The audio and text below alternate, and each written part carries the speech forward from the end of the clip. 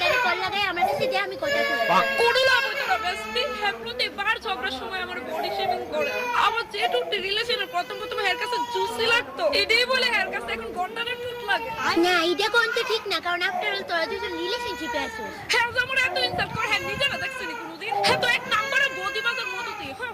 আচ্ছা তুই আগে একটু ঠান্ডা হ বেস্টি। হ্যাঁ ওইসে এক নম্বরে ভালো বাতারি, ভালোর মধ্যে রেকর্ড খারাপ। আমার আগে কতজনের লোকের রিলেশনশিপ করছিল জানো? আচ্ছা আচ্ছা বেস্টি শুন, তুই ঠান্ডা মাথায় এখন বাড়ি যা, আমি আসি তো তোর লগে। তুই বেস্টি অলরেডি তোর লগে আছি। সত্যি বেস্টি আমি এখন এনে রিয়ালাইজ করি বন্ধু বান্ধব ছাড়া পুরো পৃথিবীটাই অন্ধকার।